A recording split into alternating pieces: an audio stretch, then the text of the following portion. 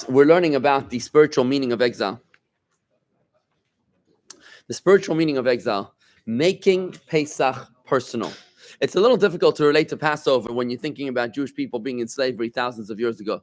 But when you think about yourself being the one who's taken hostage in a state of captivity, suddenly our perspective shifts into sharp focus, especially this year when we are experiencing the harsh reality of having our very own brothers and sisters currently languishing in captivity in the most inhumane of conditions, that it behooves us to be able to relate to this identity of living in a state of captivity. Now,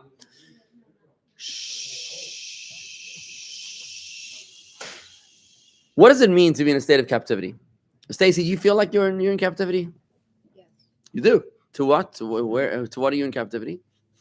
It's my own self-imposed limitations. Okay, so we're going to make that a little bit more detailed. You say it's your own self-imposed limitations, but I'm going to be more granular in the detail of that. We're going to learn in just a few short moments. So we actually have two dual and conflicting identities. It's very fascinating about which one you identify with, right? In other words, you could easily identify as a Jew. You could easily identify as an American.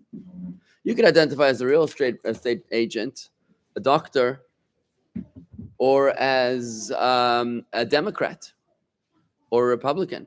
Each one of those is a level of identification, one more shallow or superficial, and the other more essential, right? You can understand that, right? Many of us know people that identify their entire existence is on the level of Republican or Democrat. That's like their entire existence, right? And you talk to them about being Jewish, and they kind of get a little confused. It's kind of something they know, but they don't really relate to.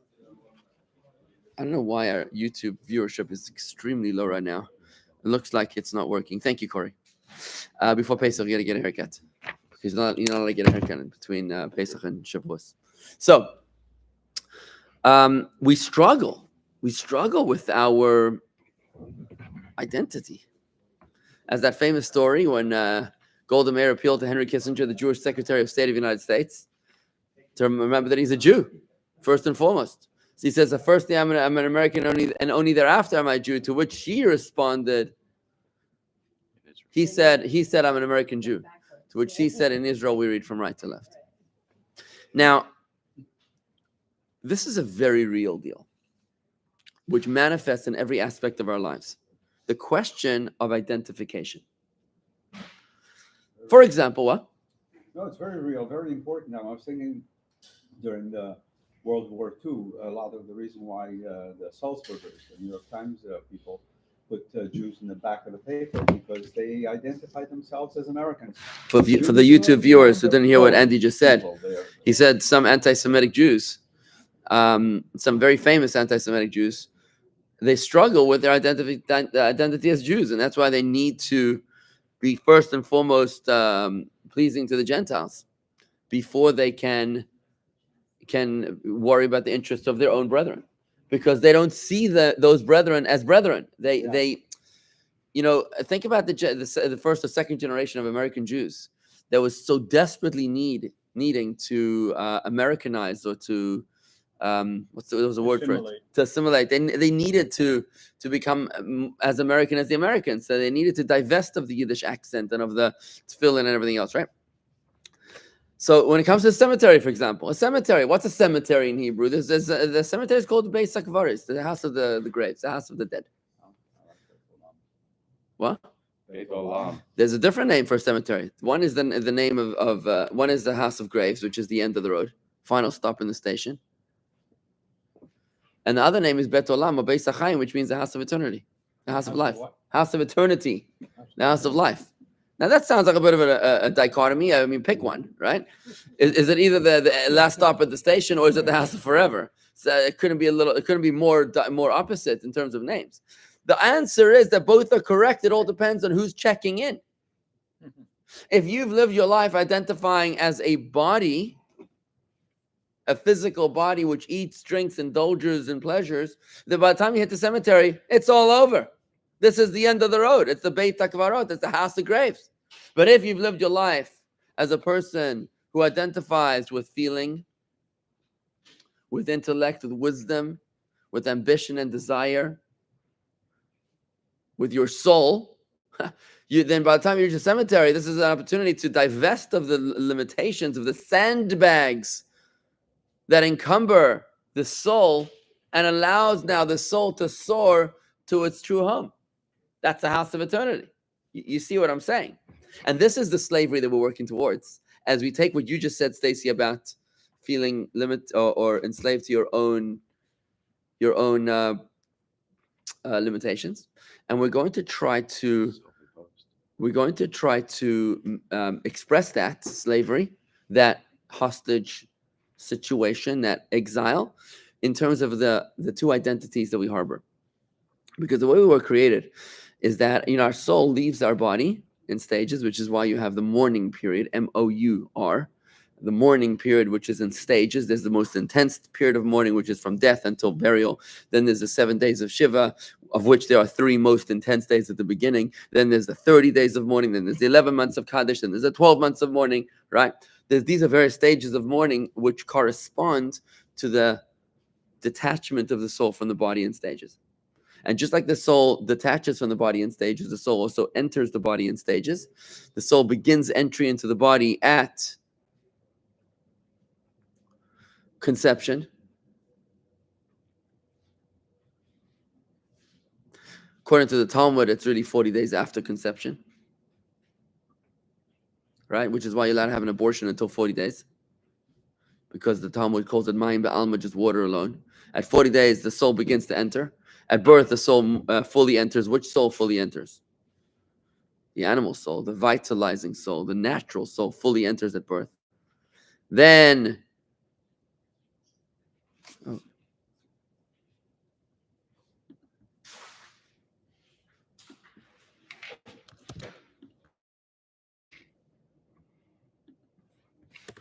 thank you, Corey. Then at the bris, for a boy, or the baby naming for a girl, is when the godly soul begins to enter the second soul, the godly soul, which continues to enter until, slowly in stages, until the bar or bas mitzvah, 12 or 13 years old, for girls and boys respectively, when that godly soul completes its entry into the human being. So you've got 2 souls.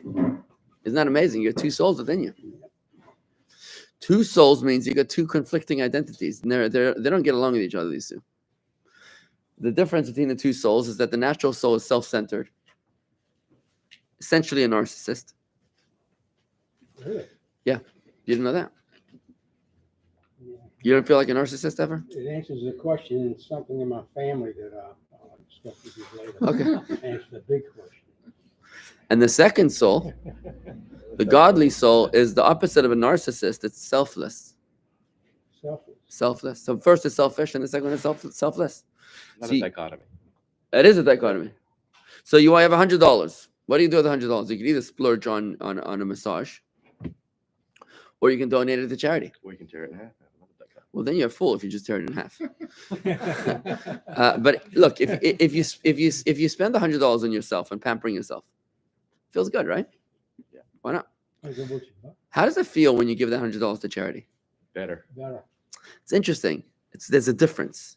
When you indulge in your own body, in your own pleasure, in the beginning, it's feels good. But later on, it's like, maybe I shouldn't have done that. Especially when it comes to doing a sin. Depends on something you really have to have.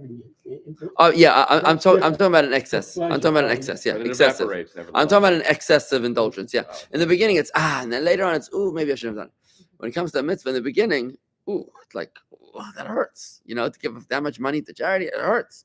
But later on, I feel like such a mensch. I feel so good about the mitzvah. Have you ever given more charity than you can afford? Mm-hmm. Never? Have you? Yeah. We talk about I knew. We save our I knews for later, different reasons. You say what? Our I's and oohs, we say The I's and oohs? different for reasons. For different reasons. Yeah, we- Okay, we'll keep that off the record. I did more charity. So have you ever given more charity than you're comfortable with? Comfortable with or can afford. Excuse me, question? I'm going to say comfortable with. Yes. Good. So, Chuck, you got to work on that. Seriously, you got to work on that. I can help you. Okay. Okay. So where am I going with this? Where am I going with this is that we have two parts to our identity, and the question is, most of us spend our lives unconscious of our second soul. We don't even know we have one. We don't even know that we have a second soul. Talk about captivity. You forgot about the hostages. Bring them home. That's Pesach. Pesach is about bringing the hostages home. You didn't remember that you have a hostage. What's that? What do you mean, Rabbi, that I have a godly soul? I don't even know that I have a godly soul. What is that? That is who needs to break free this Pesach. You need to break free. You're in such captivity that you don't even know that you're in captivity. It's got a name. It's called Stockholm Syndrome. Stockholm Syndrome is when the captive is so comfortable in captivity that he's protecting his tormentors. This is Pesach. I mean, not Pesach. This is Exile. Now we're beginning to understand the problem. Let's learn this problem. Boys, you want to join me here? Let's begin to look at this problem in the original words of the Maimer so you can see it for yourself. You see, when Hashem creates man, there's a fascinating extra letter in the Torah. A fascinating extra letter. Remember, in Hebrew, there's no redundancies, right? And when you look at the Torah, we have a scribe here today who's checking it, filling in mezuzahs. If there's one extra letter, the whole thing's tray. It's not kosher anymore. Now, when you look at the Torah, when it talks about the creation of man, there's an extra letter. It says, and God created man, vayitzer, and God created. Hi, Molly. That's the tefillin. Can you give it to the scribe directly in his hand? There's the scribe. Fantastic. So when it comes to creating man, what happens is that it says, and God created with an extra yud.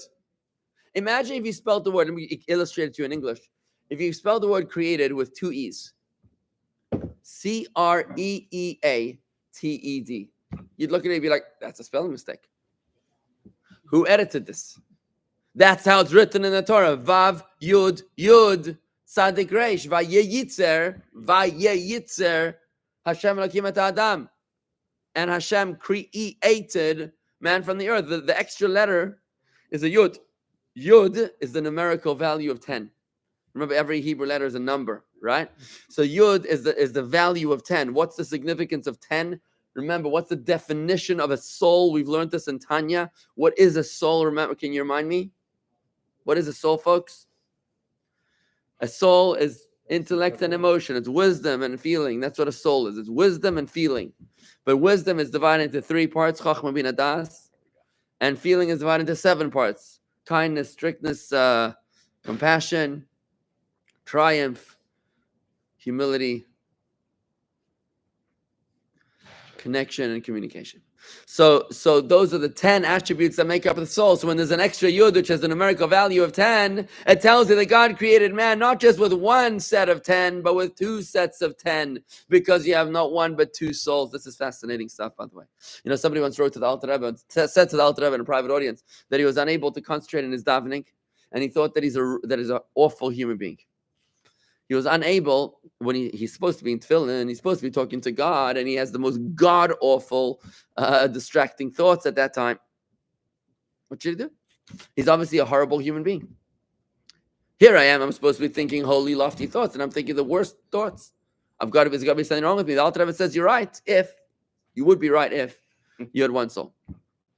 If you had one soul, and that one soul was supposed to be thinking about God, and it's thinking about debased, indulgent pleasures, then you'd be right. But you don't have one soul, you have 2 souls.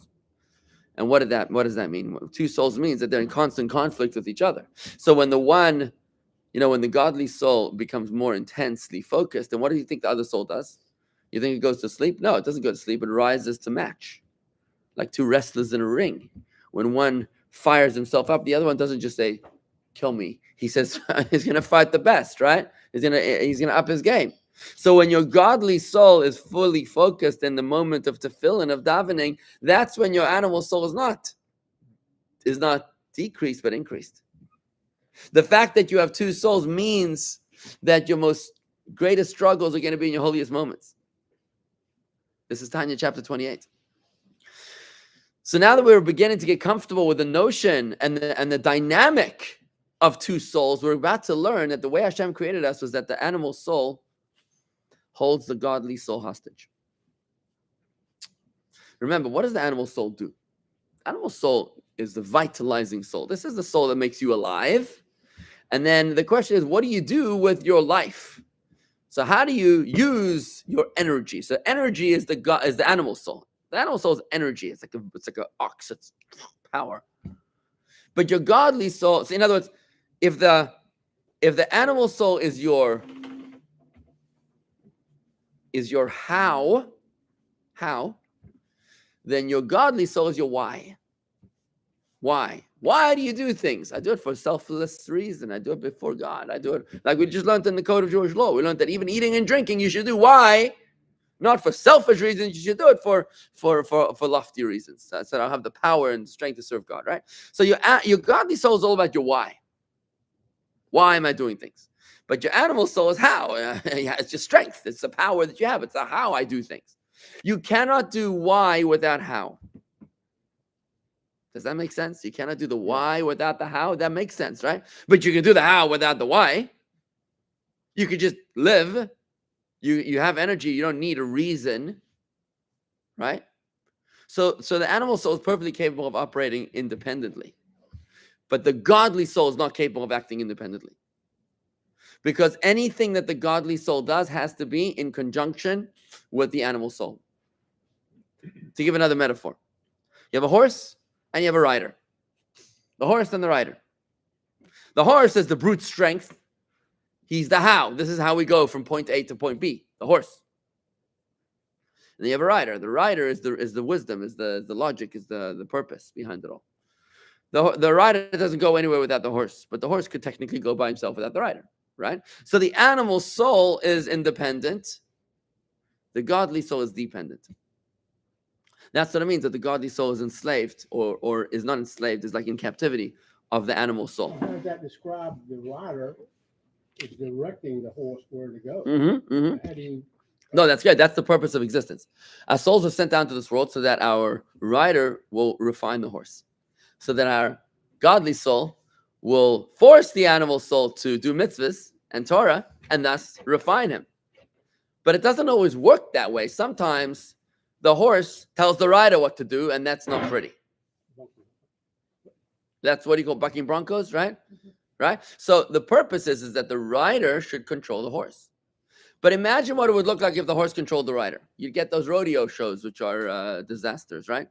Or some, the run of the bulls or the run of the oxes they do in Spain, Pampaleo or something. Just trying to free himself. It's bullfighting. Bullfighting, right? Not pretty. You don't get anywhere near that guy. You know they play the red thing, right? The red shield, and they come and they move out of the way. What were you saying? Just trying to free himself from the rider. Oh, so now the horse doesn't want the rider. The horse doesn't want the rider. That's why you have a yoke. That you put the yoke on the ox, and now you say you can't go anywhere. You're stuck, right? So the animal soul doesn't want the godly soul. But the two of you are gonna have to get along. You're kind of like in a marriage. We're going to have to get along with each other. You're going to have to learn to live together. The purpose of it all is that the godly soul didn't come down to this world to purify the godly soul because it was already pure. It was sent down to this world on a special mission to deal with the darkness and the dysfunction and the imperfection of the animal soul in order to refine it. So the two of us, you know that game we played as kids where you would take two kids and tie their legs next to each other? Oh, yeah. Hop along. Like the hop along, yeah. And they were like a little race. Like a little race. Three-legged So race. the three-legged race. So the two of us, me and you're gonna have to work it out in tandem to get to the other side. We'll see who's got better teamwork. That's what this thing is like. You got an animal soul and a godly soul. You're gonna have to figure this out together. You have to hop it along, hobble, fall, right? Scratch yourself a little bit along the way, but it's fun to watch, right? Because that's what God does. He likes to watch us hobble along. He puts a godly soul together with an animal soul. It's like, imagine he takes the soul of Moses, and he says, let's put the soul of Moses in the body of Hitler. Let's see what happens. I'm giving a very dramatic example. Kanye West. Yeah, exactly. I'm giving you a very dramatic example, but think about it. Isn't that vivid, hey? Yeah. Now you understand captivity? I understand No, but That's from that specific. particular example, does that particular example give you a little illustration? You're taking a piece of godliness itself, right? You're taking a Moses, you say, well, should we put him into Hitler or Kanye West? Maybe Donald Trump. Each one has its own little, that was not a political statement, by the way. It's a handicap But- in any career. No, but I'm saying if you think about Donald Trump, is according to all opinions, he certainly is a person who appreciates his own. Narcissist. Yeah, he is. He's. I think he'd admit that he's very It's a healthy self-centered. ego, yes. Mhm. Yeah. Listen, when he's fighting for you, it's pretty good. As long as he's not fighting against you, right? But you see this dichotomy there. Now, if the soul of Moses is inside of, I don't know, Donald Trump or inside of Anthony Blinken. yeah, whatever.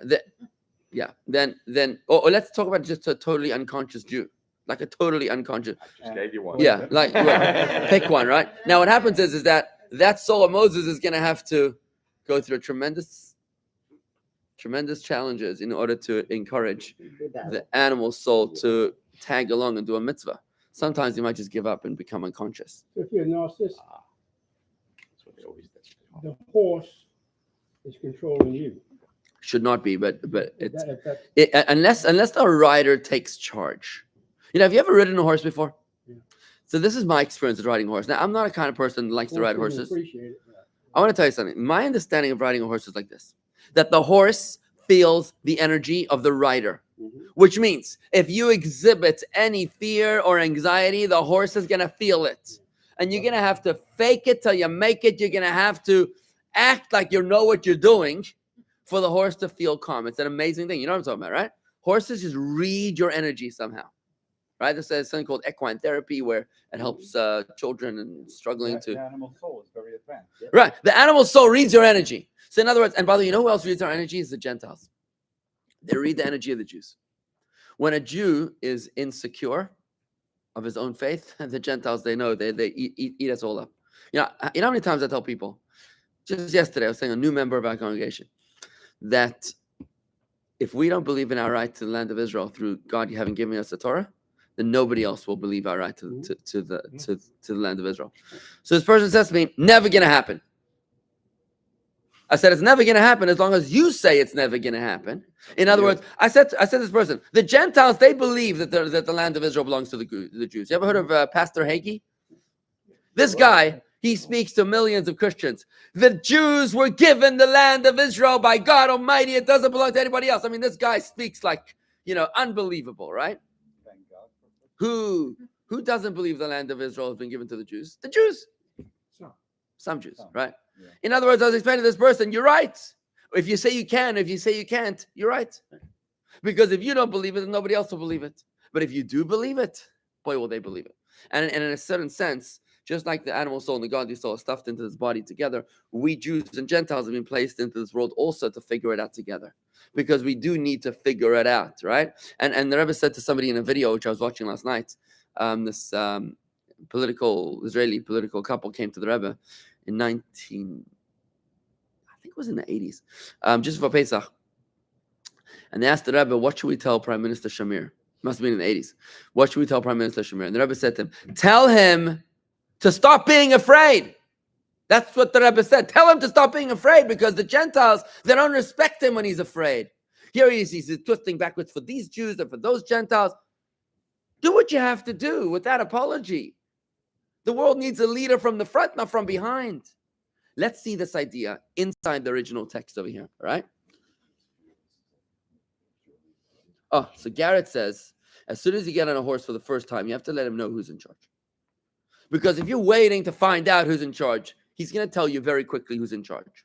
Well, you're going to go down the wrong path. Right. And that's why the godly soul has to notify the animal soul who's in charge. And if you don't even know that you have a godly soul, there's no way you're going to be telling him who's in charge. Page 364.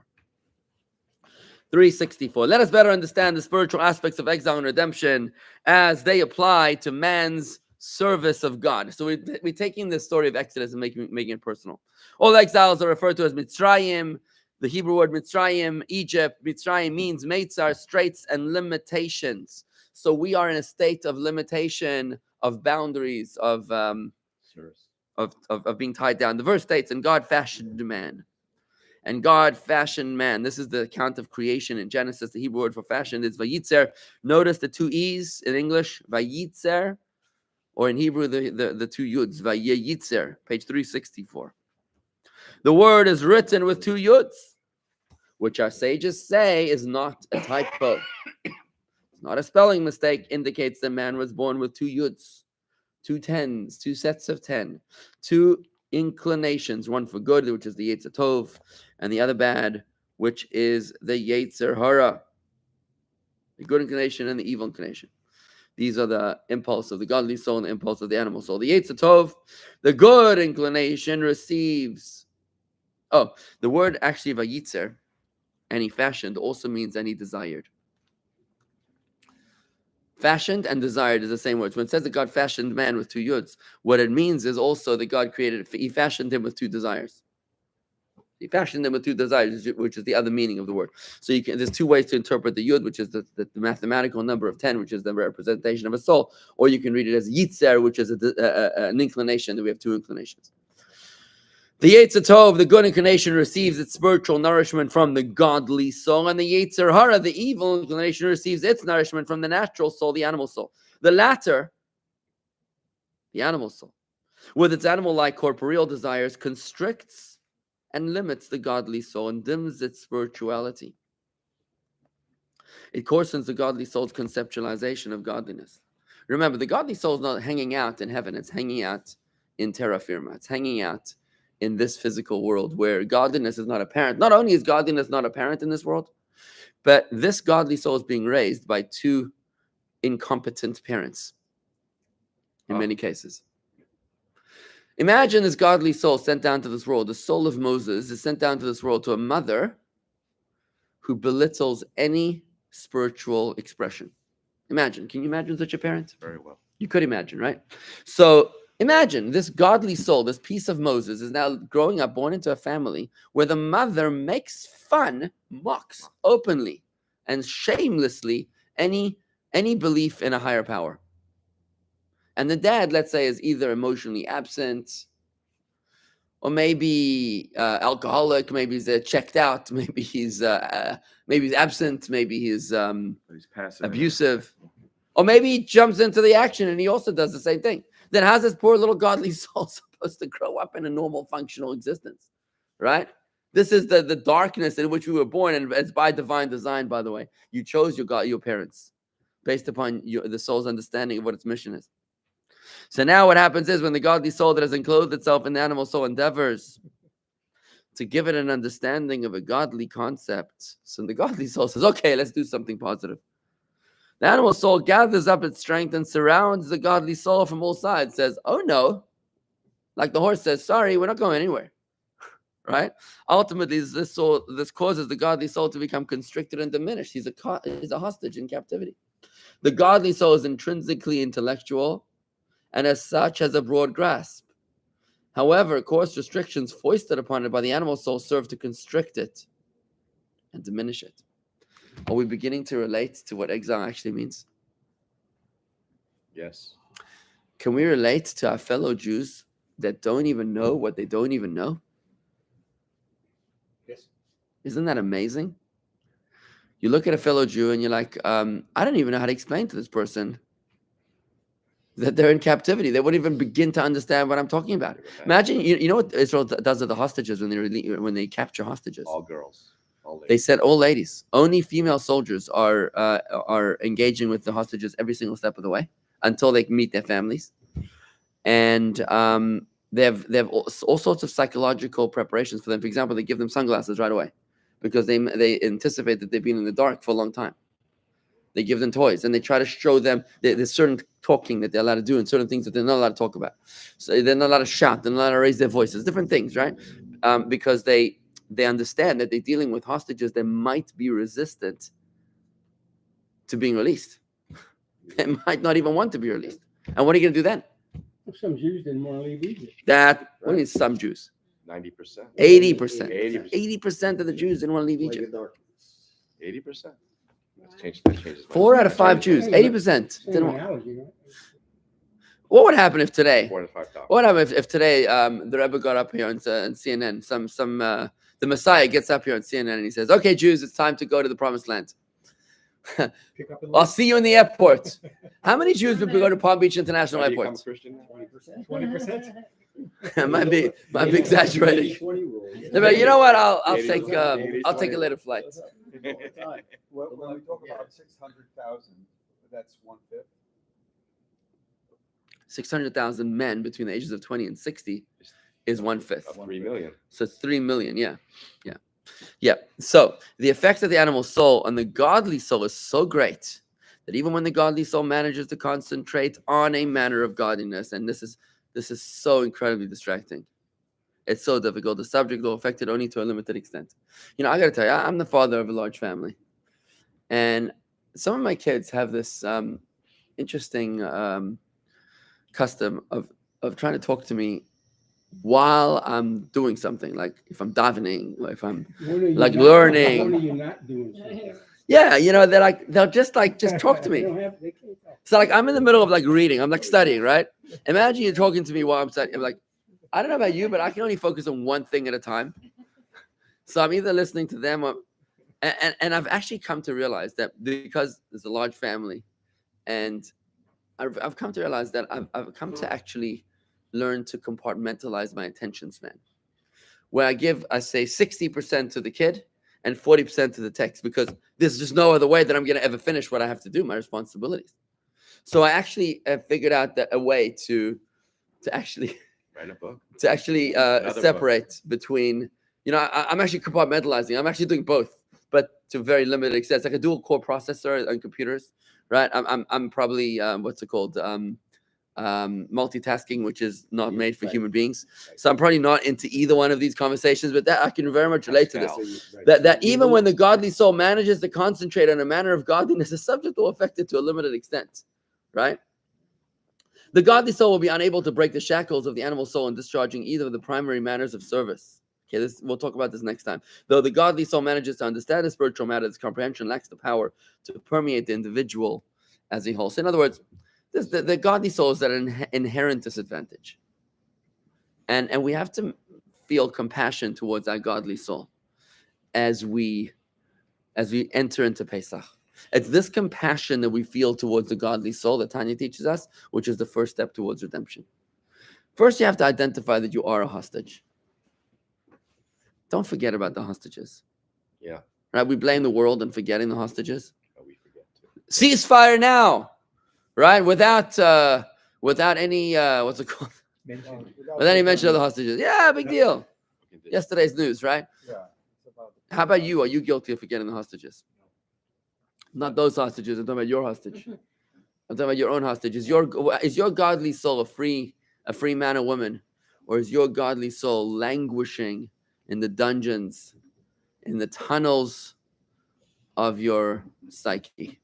So as you carry that sign, bring them home now. I'd like you to think about your godly soul as well. Right?